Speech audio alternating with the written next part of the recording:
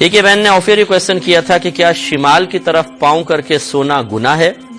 دیکھیں، شمال، جنوب، مشرق، مغرب اس کا مسئلہ نہیں ہے. اصل یہ ہے کہ اگر آپ کعبۃ اللہ کی جانب پاؤں کر کے سوتے ہیں تو یہ بے ادبی ہے. لیکن ہر بے ادبی گناہ بھی ہو ضروری نہیں ہے. چنانچہ اگر کوئی کعبۃ اللہ کی طرف پاؤں کر کے سو گیا تو گناہگار تو نہیں ہوگا، لیکن ہم اس کو شدید بے ادبی قرار دیں گے، اور ہو سکتا ہے کہ اس بے ادبی کی وجہ سے وہ اور بہت سی خطاؤں میں مبتلا ہو جائے. اس لیے بہتر یہ ہے کہ کعبۃ اللہ کی سمت کا پہلے تعین کریں اور پھر اس انداز سے سوئیں کہ کم از کم پیر کعبۃ اللہ کی طرف نہ ہو. کوئی شخص قبلہ کی طرف پاؤں کر کے سوتا ہو تو اس پر گناہ ہے یا نہیں؟ قبلے کی طرف پاؤں کرنا بے ادبی ہے، گناہ کی بات ہے. البتہ اس میں بعض علماء کہتے ہیں کہ ایک حدیث سے استدلال کرتے ہیں کہ رسول اللہ صلی اللہ علیہ وسلم نے اپنے جو بیٹھنے کی جگہ بنائی تھی بیت اللہ میں، تو اس میں پشت بیت اللہ کی طرف ہو رہی تھی آپ صلی اللہ علیہ وسلم کی. تو اس سے بعض رات استدلال کرتے ہیں کہ بیت اللہ کی طرف پشت کرنا بھی جائز ہے، تو اسی طرح بیت اللہ کی طرف پاؤں کرنا بھی جائز ہے.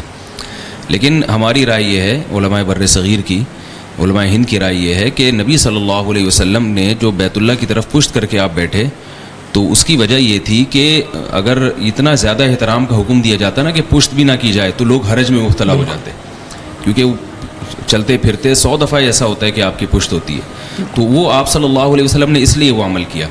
لیکن پاؤں پھیلانا یہ تو بالکل واضح بے ادبی ہے، اور یہ اس کی نوبت، اس کی ضرورت بھی نہیں ہے. یعنی ایسا نہیں ہے کہ پشت کرنا تو بہت مشکل کام ہے نا، پشت کرنے سے بچنا بار بار اس کی نوبت آتی، خاص طور پہ حرم میں جب آپ موجود ہیں. لیکن پاؤں پھیلانا جو ہے وہ اس میں تو واضح بے ادبی ہے. کسی بھی کی طرف آپ پاؤں، کسی بڑے کی طرف پاؤں پھیلا کے بیٹھیں تو بیت اللہ کی طرف بھی ایسے ہی. اور قرآن مجید میں آتا ہے کہ وَمَن يُعَظِّمْ شَعَائِرَ اللَّهِ، جو بھی اللہ تعالیٰ کے شاعر کی تعظیم کرتا ہے تو یہ دل کے متقی ہونے کی علامت ہے. اس لیے بیت اللہ کی طرف بلا ضرورت پاؤں کرنا جائز نہیں ہے. البتہ جہاں ضرورت ہو تو وہاں جائز ہے. Wake up to reality. قبلے کی طرف پیر کرنے کی کوئی ممانعت نہیں آتا، نہ کوئی حرمت ہے، نہ کوئی منائی ہے، نہ کوئی برائی ہے. اس لیے کہ قبلے کی طرف پیر ہوں گا تبھی تو قبلے کی طرف میرا منہ ہوگا. آپ سے فرماتے ہیں قبلہ ہمارے زندہ اور مردہ دونوں کا قبلہ ہے. کعبہ ہمارے زندہ اور مردہ دونوں کا قبلہ ہے نا، ہے نا. اور کوشش یہ ہونا چاہیے کہ ہمارا زیادہ سے زیادہ وقت چہرہ قبلے کی طرف ہو. نماز میں تو ہوتا فرض ہے، قرآن پڑھتے وقت بھی کرنا چاہیے، دعاؤں کے وقت بھی کوشش کرنا چاہیے، ضروری نہیں ہے. نماز میں تو فرض ہے، دیگر عبادتوں میں کوشش کروں کہ میرا رخ قبلے طرف. اسی لیے ہمارا جب مردہ جو انسان مر جاتا ہے تو میت کا پیر قبلے طرف کرتے، تو پیر نہیں کرتے قبلے طرف، منہ کرتے. اس لیے کہ جب بھی اب میت کو اٹھائے جائیں گے نہلاتے وقت تو اس کا منہ قبلے کی طرف جائے. اور اگر کوئی انسان اس نیت سے رات سوتا ہے قبلے کی طرف پیر مطلب منہ کر کے کہ اگر مر جاؤں رات میں تو صبح اگر کوئی اٹھائے تو اسی طرف منہ، تو یہ بھی درست ہے. تو کوئی ممانعت نہیں، کوئی حرمت نہیں، کوئی برائی نہیں. اب لوگوں کا عجیب مسئلہ ہے، کسی چیز کو برائی سمجھتے، کسی چیز کو بھی اچھا سمجھتے. حدیث میں بیان کیا گیا جس چیز کی حرمت اور برائی ہے وہ ہے قبلے طرف دیکھ کر پیشاب پیخانہ نہ پیٹ کر کے نہ منہ کر کے کرنا چاہیے. جب میں پیشاب پیخانے کو بیٹھوں بیت الخلاء، نہ میری پیٹ ادھر ہو نہ میرا منہ ادھر ہو، وہاں تو کوئی حرمت نہیں. کوئی سوچتا پہلے قبلہ ہے کہ ادھر میں پیشاب کھڑا ہو رہا ہوں کسی جنگل میں راستے میں سفر، بس کدھر ہی بس کھڑے ہو کر شروع ہو گئے. جانوروں کا ایسا ہی معاملہ ہے لوگوں کا، وہاں نہیں ہو رہا. قبلے کی طرف آپ نے تھوکنے سے منع کیا، ٹھیک، تو وہاں تو کوئی دیکھتا نہیں، کدھر تھوک دیا آپ نے، بس دیکھ رہے آپ قبلہ کی طرف. اب جو منع نہیں کیا اس کی حرمت ثابت کر، پیر نہیں کرنا قبلے کی طرف. عجیب بات ہے، پیر نہیں ہوں گے تو منہ کیسا ہوگا میرا ادھر؟ مردے کے پیر قبلے طرف نہیں کی جاتے ہیں، اس کا منہ کیا جاتا ہے نا.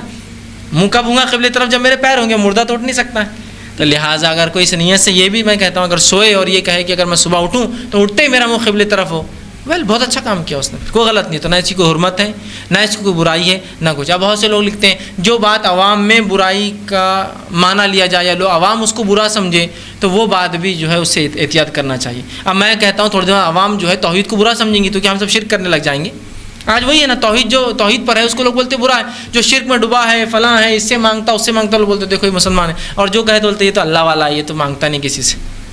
تو لوگ کیا توحید کو برا کہیں گے تو کیا میں شرک پر چلے جاؤں گا؟ تو لوگوں پہ شریعت نہیں ہے، شریعت میں کوئی ووٹنگ سسٹم نہیں ہے کہ لوگ بولیں گے ہاں تو ہاں.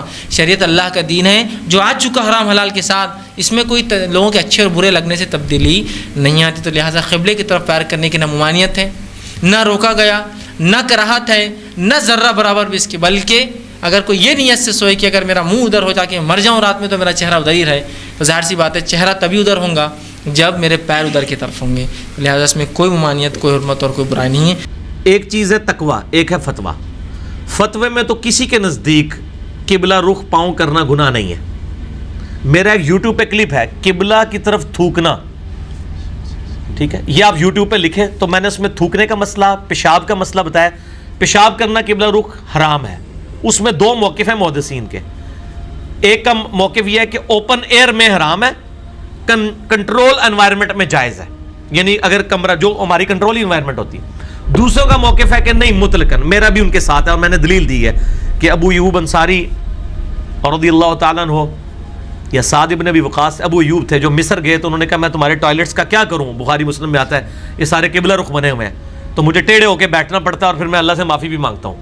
تو اگر کوئی ٹوائلٹ بنے ہوئے ہیں ادھر ٹیڑھا ہو کے بیٹھے، ہم لوگ تو پہلے اس چیز کا اہتمام کرتے ہیں. رہا پاؤں کرنے کا مسئلہ، پاؤں کے بارے میں کوئی حدیث نہیں ہے.